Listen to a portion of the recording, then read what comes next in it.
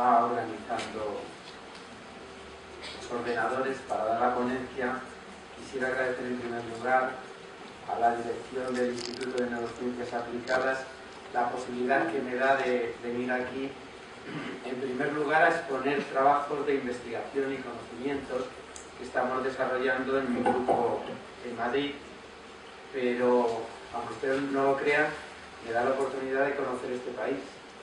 Me parece un país maravilloso. Me parece un país maravilloso no solo por la naturaleza que impresiona, sino por sus gentes. He encontrado que la gente de este país es muy hospitalaria y sobre todo muy amable. Pero he encontrado una cosa respecto a otros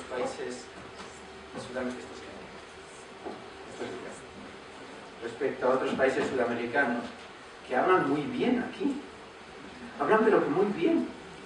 O sea, no solo organizan muy bien el lenguaje, sino que, no sé, me ha impactado. En comparación con países cercanos de aquí, me ha llamado muchísimo la atención cómo construyen el lenguaje, cómo hablan, cómo se expresan, no sé, me ha encantado. Es una cosa que me ha llamado muchísimo la atención. En un país tan lejano en distancia de mi país, pero como diría el doctor Carlos Medina, tan cercano genéticamente. Solo hace falta que nos veamos para saber que hay genes comunes, genes que nos dan una forma de ser, de comportarnos, de admirarnos y de saber que algo entre nosotros, de nuestros antepasados, queda todavía. Cuando acepto esta conferencia, me decía un compañero, bueno, has aceptado la conferencia porque vas a ir a Colombia, que es un sitio maravilloso, hay mujeres maravillosas. Pues no me he aceptado por eso. He aceptado la conferencia por esta frase que tienen ustedes aquí. Hoy es posible corregir el futuro. Me llamó tanto la atención esa frase que dije, creo que hay gente entusiasmada con nuevos conocimientos, que no se está parando en lo antiguo, sino que quiere prosperar, y por ese motivo me animé a aceptar la conferencia, porque yo también considero que hoy es posible corregir el futuro. Pero lo que creo importante es que hoy tenemos conocimientos que nos permiten acertar mucho mejor con qué tipo de tratamiento, de rehabilitación o de estimulación tenemos que hacer para en un tiempo más corto mejorar a estos niños que tienen trastorno de conducta y que a veces son un verdadero incordio en la clase y a veces alteran mucho el ritmo normal en los colegios. Y lo segundo que me ha llamado la atención es cuando dicen enfoques contemporáneos, explicativos y comprensivos de las alteraciones de conducta.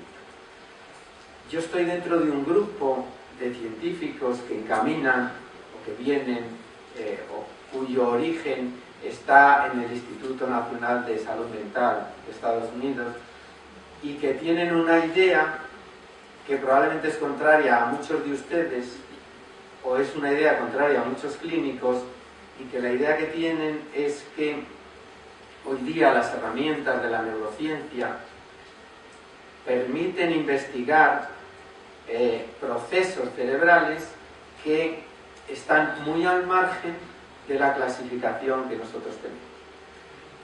Probablemente muchos científicos están a favor de que lo más importante es estudiar el proceso y no la clasificación, y probablemente muchos de ustedes clínicos lo más importante es clasificar, porque dice, bueno, he clasificado un TDAH, bueno, pues ya lo he clasificado, ya me he quedado a gusto.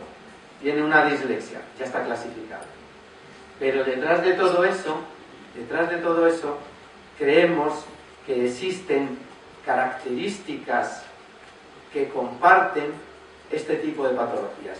Creemos que hay procesos que son comunes a este tipo de patologías. Y estamos estudiando, y se está estudiando, cómo existen procesos neurobiológicos, procesos fenotípicos, procesos etiológicos que pueden dar una respuesta común a muchas de estas patologías que clasificamos actualmente. No tiene por qué ser la clasificación mejor que el estudio del proceso. Y estos investigadores el objetivo que tienen es desarrollar mediante herramientas de la neurociencia en qué medida este tipo de clasificación tiene elementos comunes, en qué medida podríamos hablar de dimensiones en lugar de clasificaciones. Y en ese sentido ellos saben o se basan en que ya en medicina se utilizan muchos de estos procesos y lo que quieren hacer es llevar a los trastornos mentales los modelos que se han hecho en la medicina para entender a través de la genética o a través de la neurociencia, entender mucho mejor el proceso subyacente a este tipo de trastornos de conducta que existen en la escuela. Y dentro de este modelo y de este pensamiento que yo participo y que asumo que ustedes no participen y que asumo que estén en contra mía y que asumo todas sus críticas y que estaré encantado de que me critiquen, dentro de este nuevo concepto dimensional y no clasificatorio, lo que se busca principalmente es entender qué es aquello en el cual participa, qué proceso puede estar subyacente a todas estas alteraciones de conducta. Por lo tanto, no nos basamos tanto en las categorías clínicas que ustedes conocen del DSM, sino que nos basamos en patrones neurobiológicos que puedan dar respuesta a este tipo de comportamientos. Y en esos patrones neurobiológicos no solo adoptamos una medida de análisis, sino que adoptamos distintas medidas de análisis que van, como decía el anterior ponente, que van desde lo neurobiológico, lo neuropsicológico, lo social, lo familiar y lo escolar. Si entendemos que esto es un proceso donde están afectadas distintos componentes importantes de la dinámica psicológica del niño, entenderemos mucho mejor al niño desde el proceso que no desde la clasificación. Y entenderemos mucho mejor el tratamiento desde el proceso que no desde la clasificación. Porque habría cientos de tratamientos con cientos de clasificaciones que no nos llevarían a ninguna parte. Por lo tanto, desde mi punto de vista, clasificar como hace el DSM o el CIE-10 no es diagnosticar. La clasificación nos da un lenguaje común, todo el mundo ya decimos, pues este niño es disléxico. Ay, todo el mundo está de acuerdo. Sí, es verdad que nos da una identificación clara y un lenguaje común, pero el inconveniente es que tiene una escasa validez, no tiene una gran validez, y también otro inconveniente es que no encontramos el concepto de trastorno, de enfermedad, no lo encontramos todavía. Estamos identificando una serie de signos y de síntomas, pero no encontramos esa etiología que nos permita saber el trastorno real de la enfermedad. Pero asumo que ustedes no estén de acuerdo. Y el ejemplo más claro lo podemos poner con niños con trastorno por déficit de atención e hiperactividad. Claro, si nosotros empezamos a clasificar, como vemos aquí, ¿de qué hablamos? De niños que tienen TIC y además TDA, niños que tienen un trastorno desafiante y además tienen trastorno por déficit de atención, niños que tienen déficit de atención y alteraciones de conducta, nos volveríamos locos. Necesitamos algún paradigma que entienda todo esto. Algún proceso estará alterado. Y yo creo que los avances de la neurociencia nos van a ayudar a entender este tipo de procesos. Y basándonos en esos avances, hay un investigador que se llama Stahl que dice que en este tipo de alteraciones de la conducta, o incluso él habla de alteraciones psiquiátricas, hay dos endofenotipos importantes que podrían dar respuesta desde el punto de vista conductual y desde el punto de vista de redes neuronales, que serían la impulsividad y la compulsividad. Él explica que la impulsividad es un proceso mediante una red neuronal que estaría integrada por un sistema límbico capaz de inhibir el sistema cortical frontal superior y alterar el área órbito-frontal responsable de las emociones. Y dice este autor que este sistema límbico sería, o esta alteración en el sistema límbico sería de tal fuerza que el niño sería incapaz de inhibir conductas cognitivas y estaría determinado por conductas eminentemente impulsivas. Y el segundo paso que habla este investigador es que a medida que existiría esta hiperexcitabilidad neuronal de las áreas límbicas que impiden una respuesta adecuada de las áreas responsables de los procesos cognitivos, en la medida que eso se va dando, avanzaría un proceso que es el de la compulsividad. En el proceso de la compulsividad en el cual el niño o el adolescente está dando conductas que son aberrantes, que no tienen una finalidad, pero que sigue dándolas, que no puede controlarlas, porque ya ha iniciado el proceso de la impulsividad. Y consecuentemente con eso, el niño sigue ese tipo de conductas que deberíamos corregir lo antes posible para que se mejoraran, dice este autor, los procesos escolares o de aprendizaje escolar posteriores. Y dice él también que los procesos de impulsividad y compulsividad en realidad son procesos en los cuales el cerebro necesita hacer un gran esfuerzo para inhibir algo, para decir que no. Es decir, necesita un esfuerzo para no dar esa respuesta. Y habla él que la impulsividad sería la incapacidad para impedir el inicio de una acción. No es capaz de decir no al iniciar una acción. Y la compulsividad sería la incapacidad para terminar acciones que ya están en marcha, pero que son acciones que no tienen una finalidad. En este sentido, él habla de que son dos formas de la inflexibilidad cognitiva responsables de los circuitos frontales que son los que nos dan lugar a que nosotros estemos en una sociedad y podamos participar de una sociedad gracias a esa capacidad que nosotros tenemos de inhibir una respuesta, que es lo que hace que si uno de ustedes ahora esté cansado de oírme, no empiece a gritarme ni a insultarme. Tiene esa capacidad de inhibición que le permite estar aquí, porque si no estaría fuera de la conferencia. ¿Y cómo define este autor la impulsividad? Pues la impulsividad la define como una acción que no es capaz de prever las consecuencias, que es una acción que tiene una falta de reflexión, que es una incapacidad de posponer la recompensa. Y todas estas cosas yo creo que a ustedes les suenan a conductas muy típicas de los trastornos de conducta o muy típicas de la adolescencia. La adolescencia se caracteriza principalmente por actuar y no pensar. Los adolescentes lo primero que hacen es actuar y no piensan. Pues este es el proceso de impulsividad que define.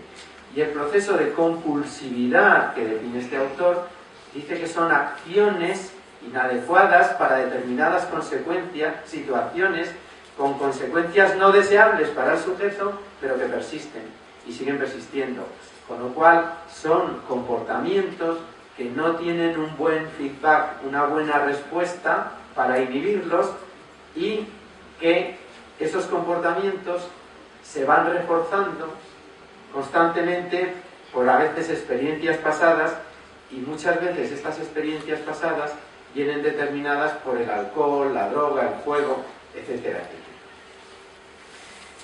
Y habla este autor que uno de los sistemas más importantes que están asociados a este tipo de impulsividad y compulsividad común a todos los trastornos de conducta serían los sistemas dopaminérgicos mesolímbicos, que serían aquellos que dan respuestas de abajo arriba, que dan respuestas más primitivas, que dan respuestas no pensadas, que dan respuestas en las cuales el sujeto prácticamente el tiempo de reacción es nulo.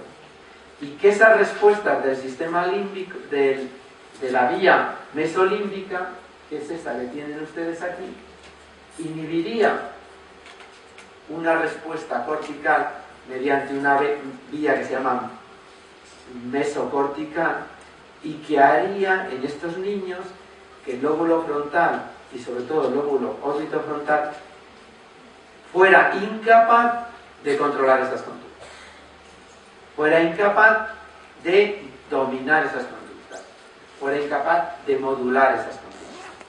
Y en ese sentido establece este circuito de la dopamina, él y otros muchos autores, como verán aquí, establece ese circuito de la dopamina como un circuito importante en los procesos de impulsividad y compulsividad que determinarían las alteraciones de conducta. Y en ese sentido pone un ejemplo que es muy importante, o varios ejemplos que son importantes y que ustedes saben como docentes. Probablemente muchos jóvenes, el primer subidón de dopamina pueda ser como consecuencia de que han ganado un premio o de que han pasado de un equipo malo a un equipo bueno. O probablemente ese primer subidón de dopamina venga determinado porque han ganado en el juego. O más comúnmente puede venir determinado por drogas, por fumar, etc. Eso se da en la adolescencia, eso se ha dado en todos nosotros, eso todos nosotros lo hemos hecho. Todos nosotros nos ha dado un subidón cuando hemos ganado algo, todos nosotros nos ha dado un subidón cuando hemos fumado y nuestro padre no ha sido capaz de saber que habíamos estado fumando. Todos nosotros nos ha dado un subidón cuando nos hemos tirado, hemos hecho deportes de riesgo, claro que sí. ¿Cuál es el problema que no sabemos todavía? El problema que no sabemos todavía es por qué algunos cerebros son vulnerables. ¿Por qué algunos cerebros tienen este primer subidón y quedan atrapados? ¿Y por qué otros no? Y eso es importante. Y es importante que estos cerebros que queden atrapados, nosotros sepamos desde un inicio hacer un buen diagnóstico y saber que probablemente estamos ante un niño que en un futuro va a tener muchos problemas escolares y que su cerebro quedó atrapado porque fue muy vulnerable. La gran mayoría no han acabado los estudios y una gran mayoría de ellos han tenido conductas antisociales y una minoría pequeña incluso han estado en la cárcel. Por lo tanto, si asumimos este proceso como un proceso importante dentro de todos los trastornos de conducta de la escuela, entenderemos que el diagnóstico tiene que ser muy precoz y entenderemos que tenemos que poner los medios rápidamente para que ese proceso no siga avanzando y ese proceso impulsivo no se convierta en un proceso compulsivo donde hay una neuroplasticidad definida ya, donde hay otras áreas del cerebro implicadas y donde la posibilidad pedagógica de reestructurar esa conducta es muy, muy difícil porque ya ha habido esa reestructuración, esa neuroplasticidad que al principio es incipiente y después se establece de forma permanente en el cerebro. Y en ese sentido, la diapositiva lo que les quiere decir es que si el primer proceso en el cual los niños o los adolescentes van a determinar estas conductas impulsivas es un proceso que va de abajo arriba. Todavía no está alterada la corteza cerebral responsable de los procesos cognitivos. Se altera primero todo el sistema inferior, que es el sistema más emocional, el sistema más primario, el sistema que tiene respuestas inmediatas. Y eso sí que se puede controlar después con la parte cortical mediante un sistema de arriba para abajo. Y ese sistema de arriba para abajo son conductas que se pueden controlar, que se pueden modular desde la escuela. Un buen programa escolar es capaz de modular esas conductas de tipo impulsivo que realizan los chicos. Y no me estoy refiriendo a un programa escolar de castigo, no me estoy refiriendo a eso, porque no se extinguen esas conductas, es muy difícil extinguirlas. Hoy día sabemos que extinguir una conducta en el cerebro es muy, muy, muy difícil. Es más fácil reorganizar las redes neuronales que van a dominar esa conducta. Porque ese recuerdo de esas conductas que vienen estructuradas en sistemas límbicos son muy potentes. Por eso hay un refrán español, que me imagino que será aquí igual, que dice: el primer amor nunca se olvida, ¿no? Claro, se puede sustituir, y a veces la sustitución es agradable, ¿no? Y a veces muy agradable, pero no lo extinguimos, es muy difícil extinguirlo, porque la extinción en el cerebro es tremendamente compleja. Y esto va en contra de unas teorías psicológicas de la extinción hace unos 40 años, conductistas, que decían que se podrían extinguir totalmente los recuerdos. Pues ahora se sabe que los recuerdos no están localizados, sino que hay redes neuronales que están organizando esos recuerdos. ¿Y qué haríamos en la escuela? Reorganizar esa red neuronal desde los procesos cognitivos, reorganizar, modular esa red neuronal para que con el tiempo prevalezca sobre la otra red. No tanto como extinguir, no tanto como castigar, sino reorganizar esa red neuronal. Por lo tanto, la traducción de todo esto es que si nosotros conseguimos identificar el proceso que altera ese tipo de conductas y poner en marcha unos sistemas pedagógicos, lo que haremos es que la neuroplasticidad que se origina en esos procesos y que pasa de los sistemas ventrales a los sistemas dorsales como consecuencia de una falta de tratamiento terapéutico en los mismos, podríamos inhibir esa red y podríamos reorganizar la red ventral mediante sistemas pedagógicos adecuados a este tipo de procesos impulsivos que se dan en nuestras formas de conducta. Y el ejemplo más claro podría identificarlo con esta imagen. Si nosotros dejamos que una conducta impulsiva que inhibe todas las áreas corticales, frontales, mediales, responsables de los procesos que organizan la información, que dirigen la información y que dan respuestas a nuestra conducta, si dejamos que estas estructuras subcorticales que vienen determinadas por los sistemas dopaminérgicos, que los sistemas dopaminérgicos generan una gran relajación, son sistemas de recompensa, son sistemas donde la gente está contenta, son sistemas que nos sirven en otras conductas. Una persona ama a otra y claro que se siente a gusto amándola. Claro que la dopamina ahí es muy buena.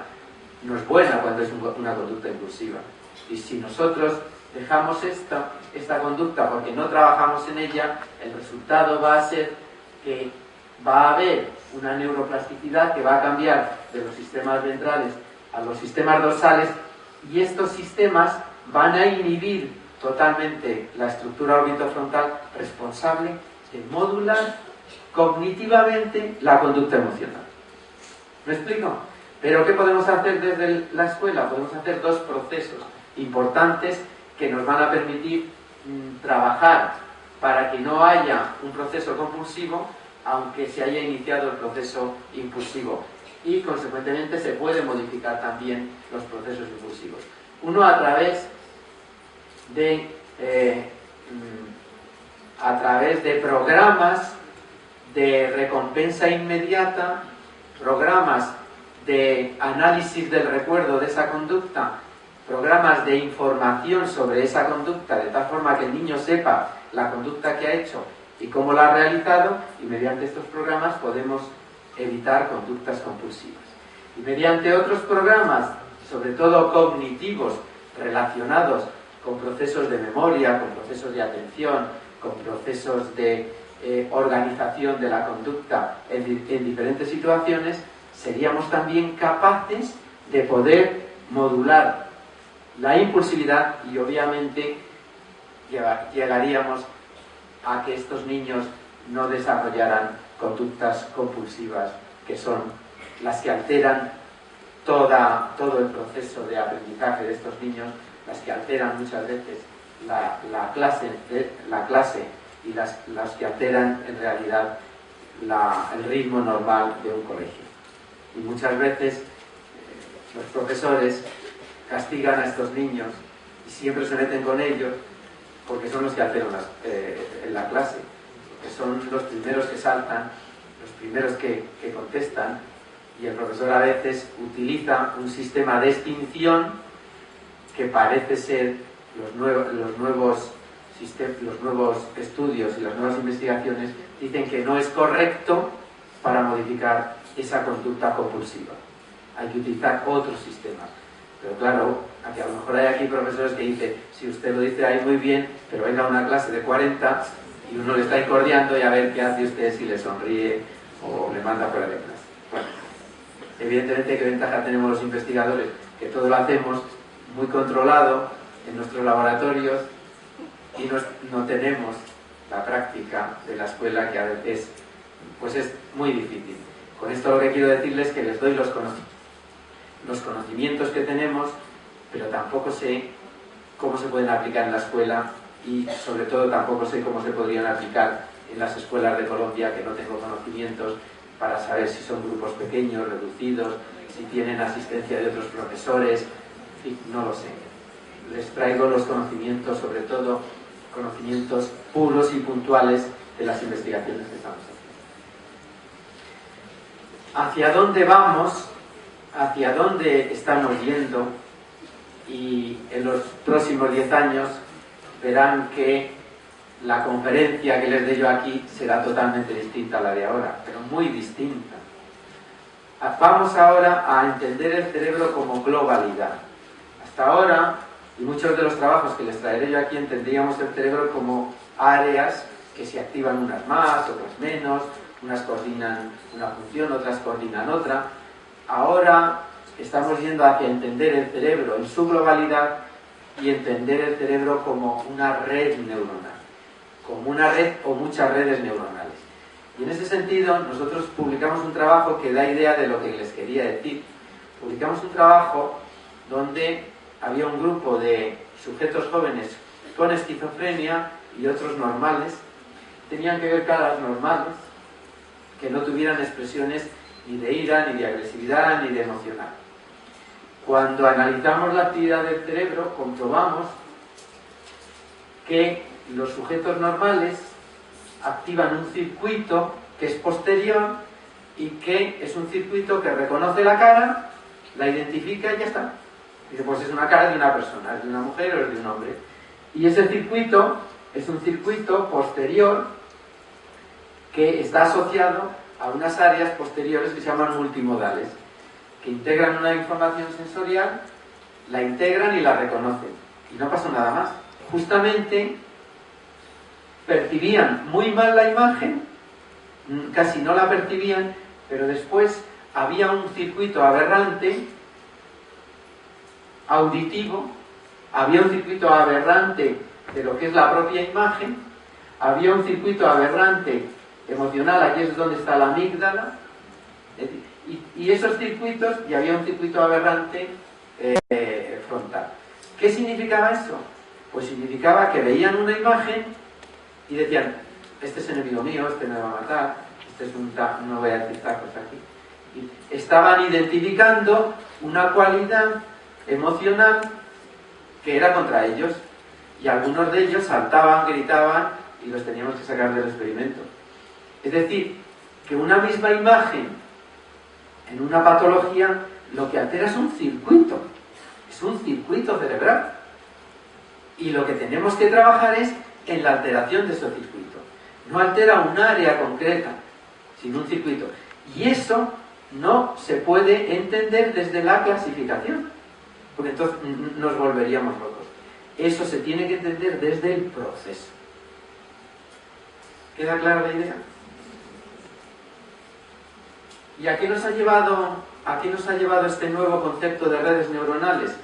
Este nuevo concepto de redes neuronales viene de conceptos de la economía, no viene de conceptos de la neurociencia.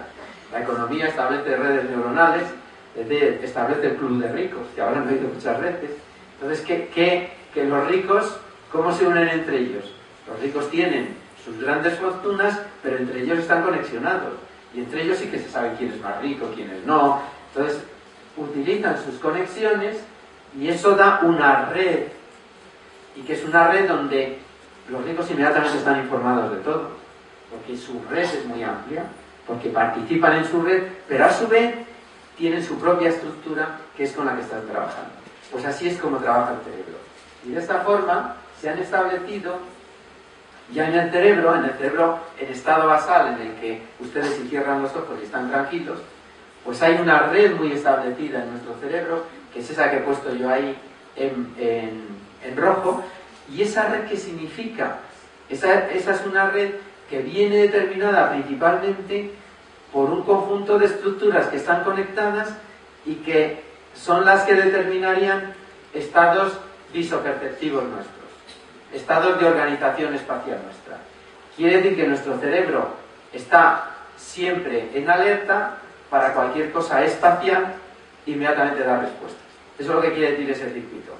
Identificar espacialmente algo, tomar una decisión, organizarlo en el espacio, etc.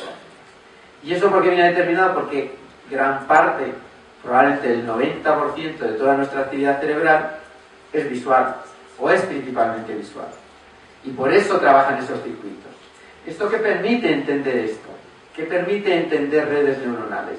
Lo que permite entender las redes neuronales es no llegar a esos errores que a veces se cometen, errores que se van difundiendo, como que en nuestro cerebro solo utilizamos el 10% de nuestro cerebro.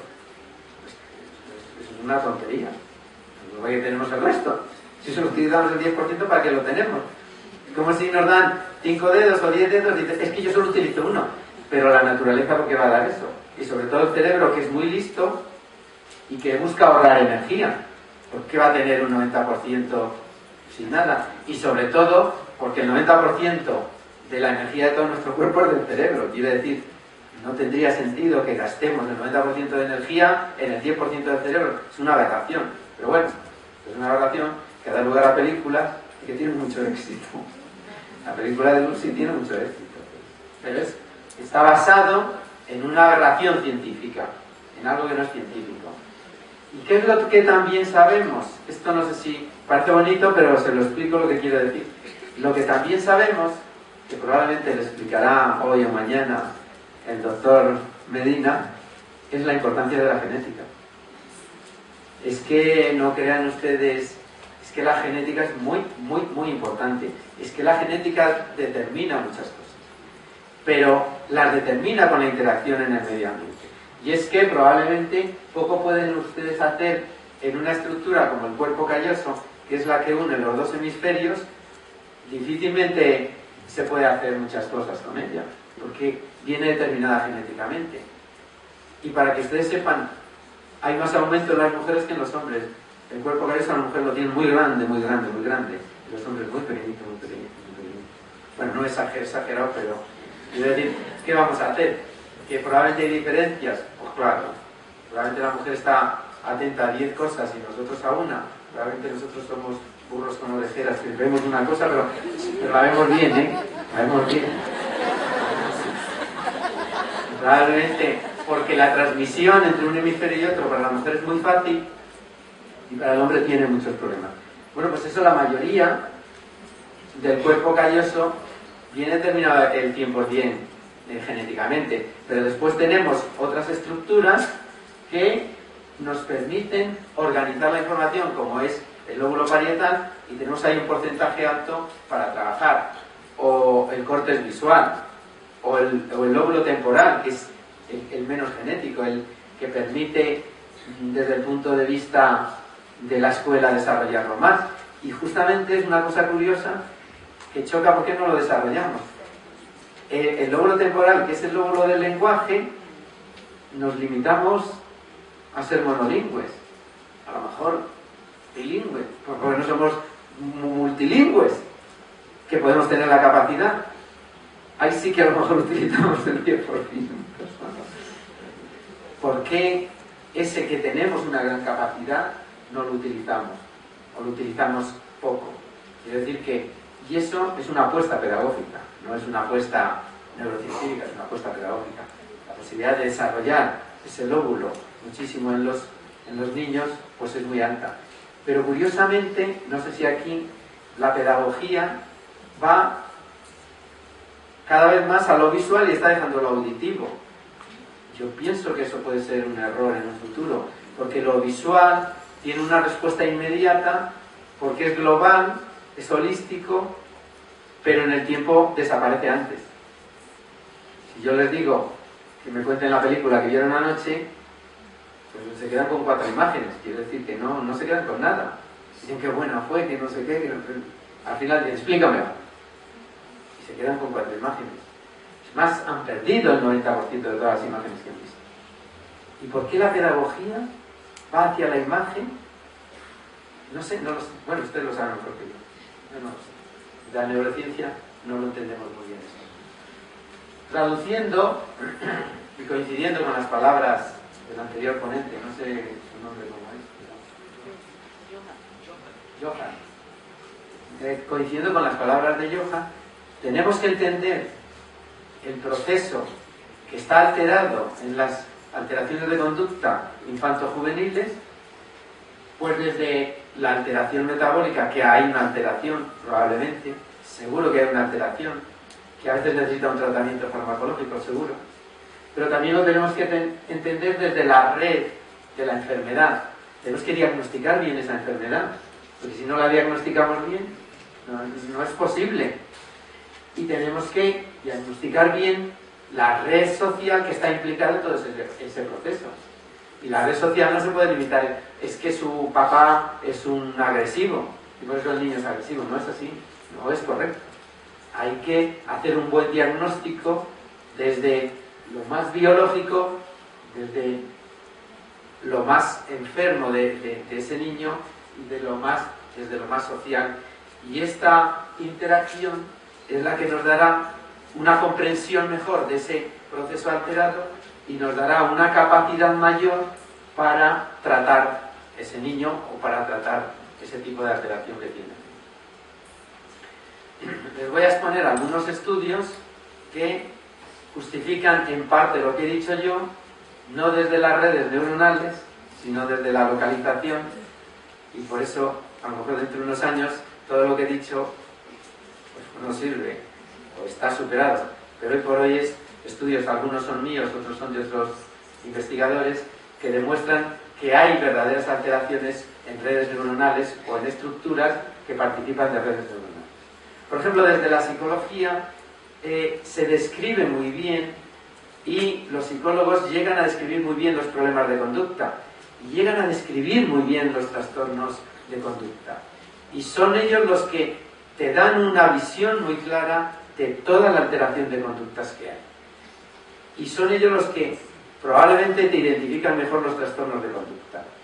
Y hay algunos psicólogos que han determinado que una serie de alteraciones en la esfera emocional, como es la insensibilidad emocional, que podría ser falta de empatía, falta de culpa, constricción de las emociones, es decir, eso abarca, un proceso importante, esa insensibilidad emocional, que ellos dicen que justificarían muchas alteraciones y muchos trastornos de conducta. Cuando unen esta insensibilidad emocional con puntuaciones como diría yo, en comportamiento antisocial, o puntuaciones en agresiones, o con puntuaciones altas en violencias, da lugar a niños con graves trastornos de aprendizaje y graves trastornos de conducta.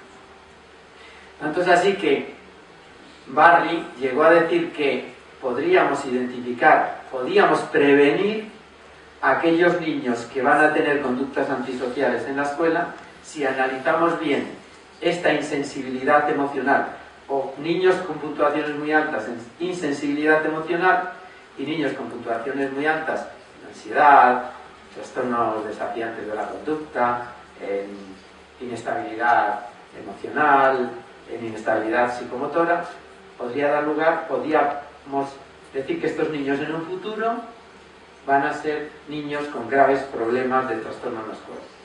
Es decir, que desde la psicología, identificando una serie descriptiva de conductas, podíamos llegar también a este tipo de procesos que les decía yo, y que podrían prevenir, o que podíamos prevenir en la escuela, futuras trastornos de conducta.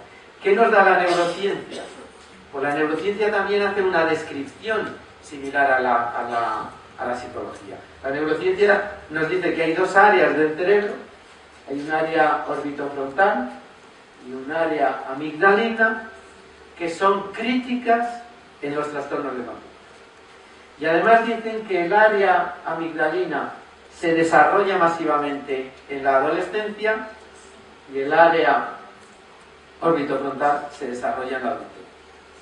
Lo que quiere decir que nos encontramos con un grave problema si estos niños llegan con la sintomatología, con los signos que dicen los psicólogos, y llegan con un aumento exagerado de las áreas amigdalinas, la posibilidad de que haya una alteración del circuito neuronal es muy alta si no tenemos en cuenta estas variables. El circuito alterado en las áreas amigdalinas por una gran excitabilidad neuronal alteraría el circuito inhibitorio de las áreas orbitofrontales responsables de la flexibilidad cognitiva, de la inhibición de conductas adaptadas al medio ambiente. En ese sentido, pues, por ejemplo, el trabajo de Jones, que hizo con niños entre 10 y 12 años con resonancia magnética funcional, cuando estaban mirando caras neutras y de miedo, ¿qué comprobó este autor? Pues comprobó que los chicos con problemas de conducta tenían puntuaciones muy altas en el rasgo de insensibilidad emocional y no activaban la amígdala en las caras de miedo, no. Les daba igual, no valoran los procesos emocionales, no son capaces de identificar adecuadamente caras de miedo. Mars en el 2008 hizo otro trabajo muy similar con niños entre 10 y 17 años que tenían alteraciones de conducta, niños con puntuaciones elevadas en insensibilidad emocional.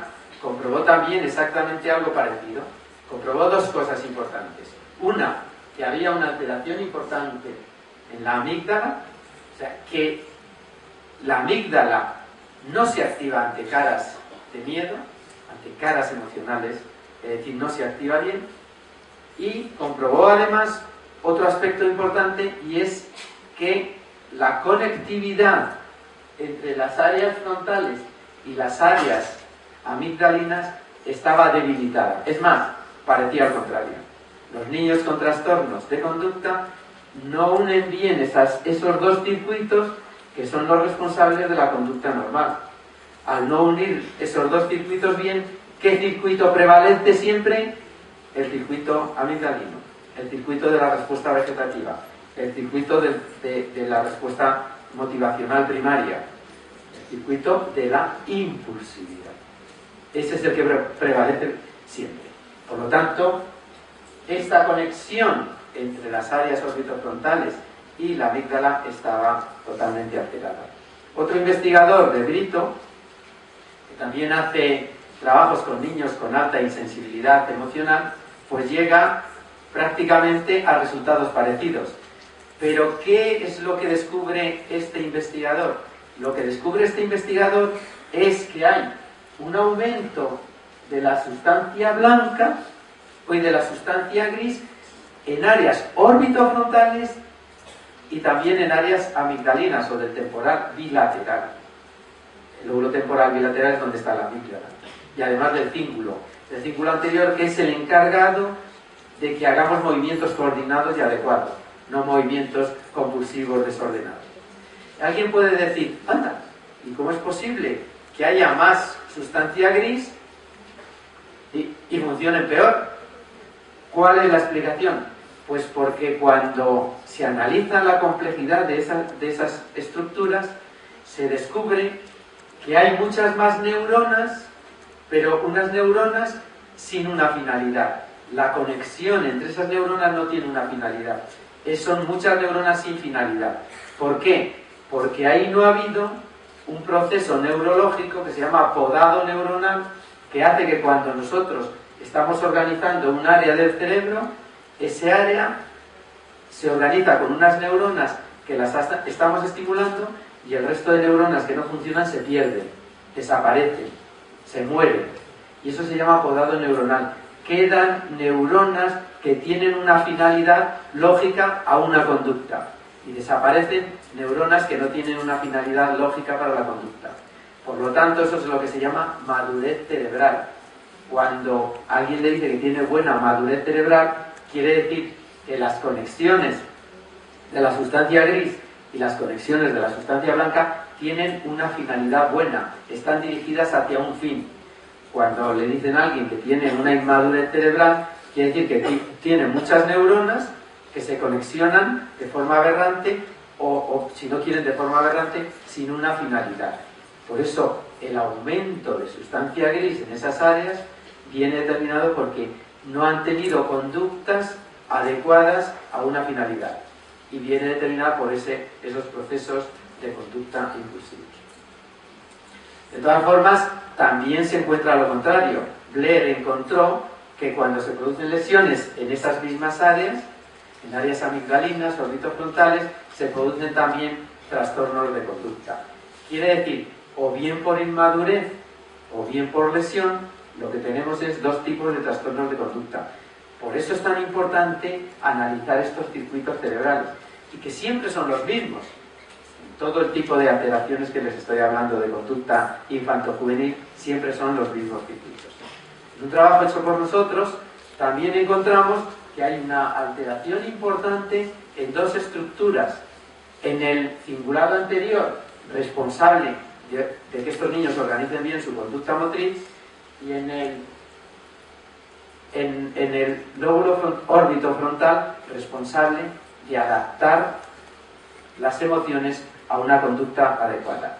Y también hemos encontrado un aumento de la actividad ante caras desagradables en el grupo control y que no aparece en estos niños con trastornos de conducta. Quiere decir que alguna alteración en la percepción de la realidad emocional diaria sí que tienen, y que un buen tratamiento tendría que ser intentar que perciban adecuadamente este sistema de señales que a ellos les genera alteración. Y no sé si en la escuela lo hacen, pero eso sería un buen comienzo para que estos niños perciban bien, para que su percepción sea la adecuada en torno al tratamiento que tienen. Por lo tanto, las conclusiones que tenemos de este tipo de estudios es que la insensibilidad emocional que diagnostican los psicólogos podría ser un elemento diferenciador en este tipo de alteraciones conductuales. Y también entendemos que la alteración en los circuitos amigdalinos y orbitofrontales podrían ser responsables también de este tipo de conducta. Y entendemos que estas disfunciones neurobiológicas o neuropsicológicas podrían ser las responsables de estas alteraciones, y resulta muy complicado, es decir, trabajar con estos niños si no se entienden bien este proceso, si no se entienden bien cuál es la causa más importante de esta alteración, porque probablemente tengamos conductas con estos niños de castigo y de extinción que no son las adecuadas para modular esa red, porque la red no la vamos a cambiar, la podemos modular, pero no la. Y el segundo estudio que les presento es con trastorno por déficit de atención. Hemos hecho un estudio en el cual queríamos saber el trastorno por déficit de atención y por déficit de atención con hiperactividad, es decir, en qué medida podría justificar este déficit de circuitos frontoestriados que tanto se ha hablado en la literatura. El primer estudio que hicimos, lo que nos importaba era en qué medida cuando un niño con déficit de atención e hiperactividad está ejecutando un movimiento, está inhibiendo una respuesta, en qué medida ese tipo de respuesta viene alterada por los circuitos cerebrales. Y en ese sentido, la hipótesis nuestra es que podría estar alterado áreas premotoras que organizan el movimiento, que son las que secuencian todos los pasos para hacer un movimiento, y el cíngulo anterior, que es el que, una vez dada esa orden, hace que los movimientos cumplan la función y que se realice el movimiento dirigido a ese fin. Para eso teníamos tres tipos de niños: inatentos, hiperactivos y combinados. Estos eran el número de niños que teníamos y esta es la edad. A veces piensan que son pocos niños, pero tienen que pensar que en los estudios que hacemos nosotros tener imagen cerebral, cada niño nos cuesta 2.000 o 3.000 euros, no sé cuántos pesos son, pero muchísimo. Con lo cual tenemos que utilizar grupos muy pequeños si queremos sacar conclusiones adecuadas, si queremos publicar, si no sería imposible. Lo que les pedíamos a los niños es que tenían que mover la mano derecha o la mano izquierda en función de dónde apareciera, dónde dirigía la flecha la indicación. Se le ponían las flechas bien a la izquierda, bien a la derecha. Cuando la flecha estaba indicando a la izquierda, tenían que levantar el dedo de la mano izquierda. Cuando la flecha está en la derecha, tenían que levantar el dedo de la mano derecha. Cuando la flecha está en la izquierda e indica a la derecha, tienen que levantar el dedo de la mano derecha. Y cuando la flecha está en la derecha e indica a la izquierda, tiene que levantar el dedo de la mano izquierda. Entonces trabajábamos aquí, porque tienen que inhibir una respuesta automática, una respuesta compulsiva, la tienen que inhibir para dar otra respuesta. Y esta era la clave de todo el experimento donde queríamos intentar ver los resultados. ¿De acuerdo? Este era más o menos el experimento. Mano derecha, derecha, izquierda, derecha, derecha, derecha. ¿Me explico? Y que esto es lo que tenían que hacer, tardaban un segundo entre uno y otro, iba a gran velocidad, tenían que dar respuestas inmediatas. ¿Cuál fue el resultado? Que, por lo que se refiere a las respuestas correctas, el grupo que menos respuestas correctas dio fue el grupo de niños con trastorno por déficit de atención, con hiperactividad. Y el tiempo en la respuesta fue muy similar para todos los grupos, siendo respuestas más largas las incongruentes que las congruentes. ¿De acuerdo? De tal forma que las congruentes daban una respuesta alrededor de los 560 milisegundos y las incongruentes daban una respuesta a 100 milisegundos posterior, porque son los milisegundos que el cerebro necesita para inhibir una respuesta homolateral frente a una contralateral. ¿Cuál fue el resultado que encontramos? Pues el resultado que encontramos es que el grupo control tiene una gran actividad en las áreas premotoras, que son las que organizan esa respuesta, mientras el grupo con déficit de atención y hiperactividad prácticamente no tiene actividad. Esto que ven rojo es actividad. Ven que aquí hay una gran actividad y aquí en el niño con déficit de atención no tiene actividad. Quiere decir que encontramos ya un circuito asociado a las áreas prefrontales responsables de la organización del movimiento que está alterado. Por lo tanto, habría que enseñar a estos niños a organizar el movimiento adecuado. Dentro del tratamiento de la escuela, habría que enseñarles a que organicen bien los movimientos. Esto ya lo encontraron otros investigadores un año antes, con resonancia magnética funcional, donde encontraron que había una disminución del volumen del área premotora, y ellos no daban la explicación funcional que dimos nosotros, pero probablemente hay una reducción anatómica y de neuronas en ese área.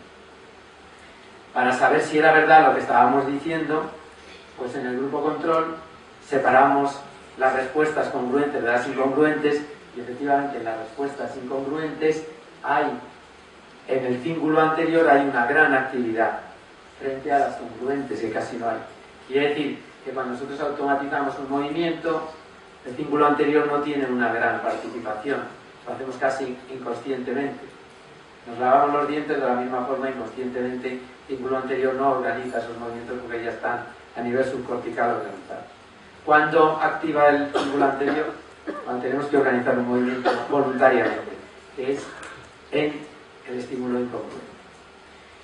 Las primeras conclusiones que sacamos, por lo tanto, es que existe en la corteza premotora y en el cíngulo anterior una enorme actividad asociada a una respuesta motora adecuada al estímulo en el grupo control frente a los niños con déficit de atención. Y el segundo experimento que hicimos era ir al área frontal del cerebro. Lo que queríamos saber es cómo cambia el foco atencional. Esto es lo que los psicólogos o neuropsicólogos llaman el sistema ejecutivo del cerebro, o los procesos de inhibición cerebral, que son responsables, cuyo responsable más importante, cuya actividad más importante está en el lóbulo frontal. Para eso considerábamos que habría una alteración en el grupo de niños con déficit de atención en las áreas prefrontales del cerebro. Y el estudio que hicimos se basa en un test neuropsicológico, se llaman las tarjetas de Wisconsin, no sé si lo saben qué es, pero vamos, es un test donde se necesita una flexibilidad para cambiar, cuando tienes un set tiene que cambiar a otro y necesita constantemente ir cambiando porque le cambiamos el patrón de trabajo de ese sistema. Le cambiamos el patrón, primero a lo mejor le decimos que el patrón tiene que ser que tiene que identificar todas las figuras verdes y después todos los redondeles o cuadrados. Es un test muy conocido internacionalmente. ¿Y qué encontramos?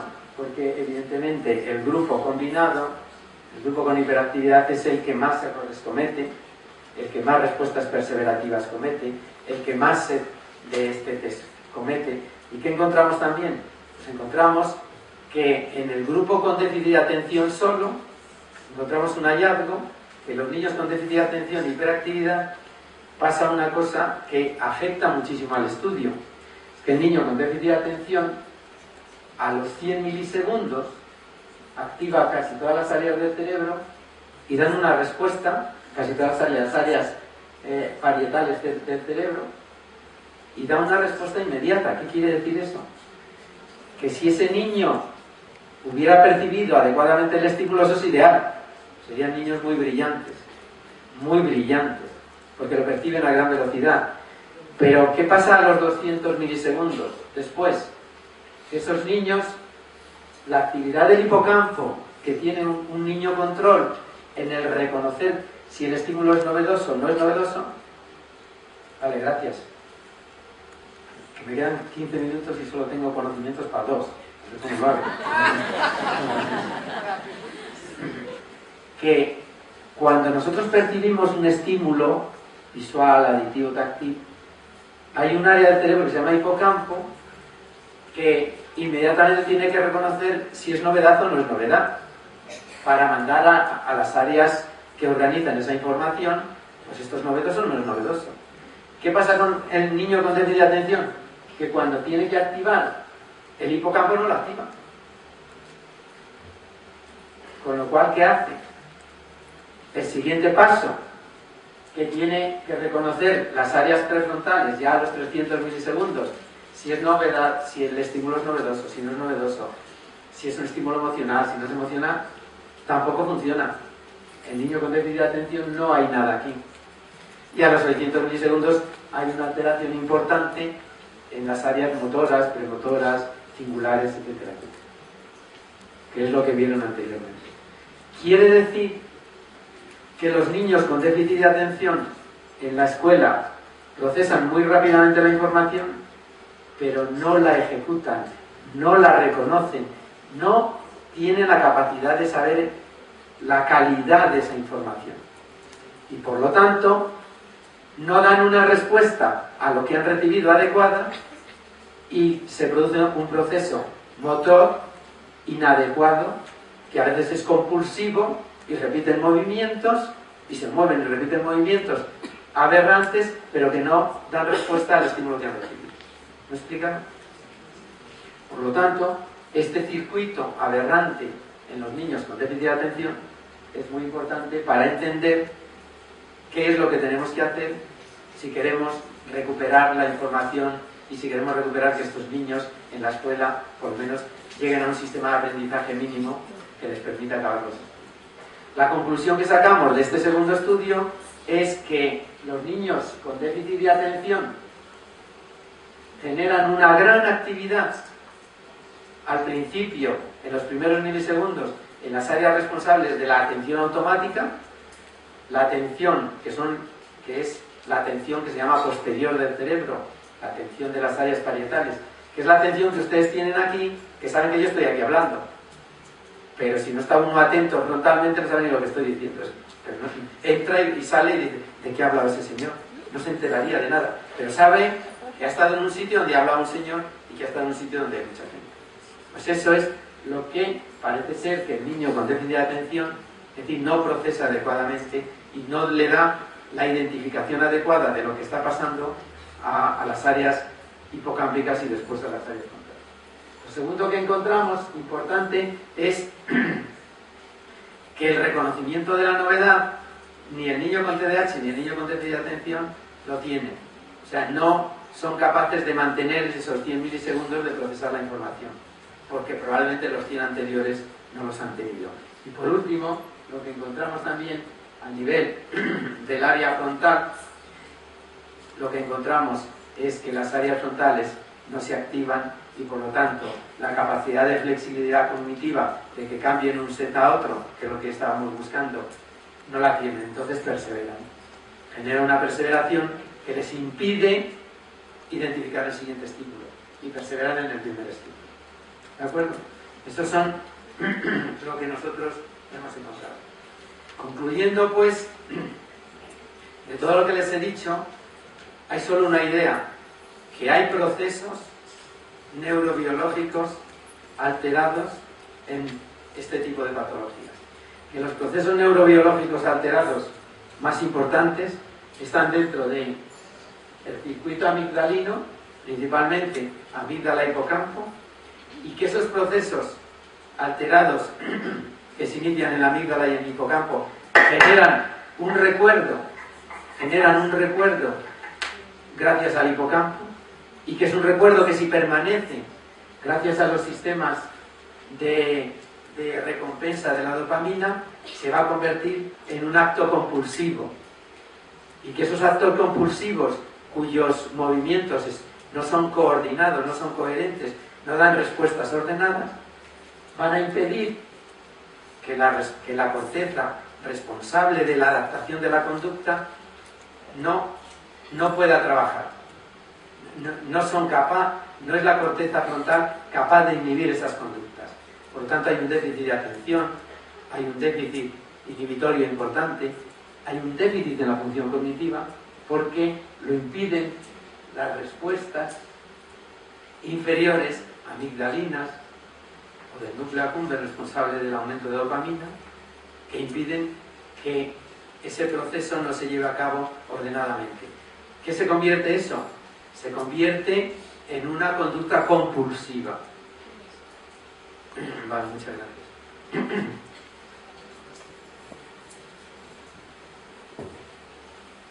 Porque les decía yo que ustedes son muy amables. ¿Y qué les he dicho también? Que hay una gran red neuronal que está implicada en todos estos procesos. Y esa red neuronal que está implicada en estos procesos impulsivos se puede modificar. No se va a cambiar, no se va a extinguir, se puede modificar. ¿Y mediante qué podemos modificar esa red neuronal? Mediante el fármaco, mediante terapia cognitiva y mediante programas pedagógicos en la escuela. Y eso es lo que en la próxima conferencia les explicaré que estamos haciendo nosotros.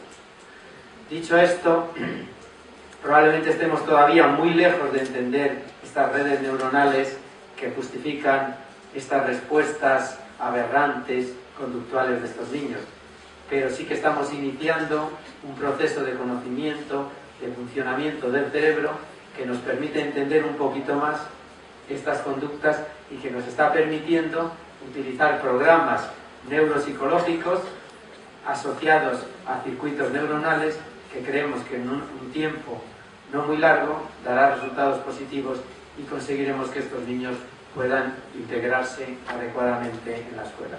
Muchísimas gracias.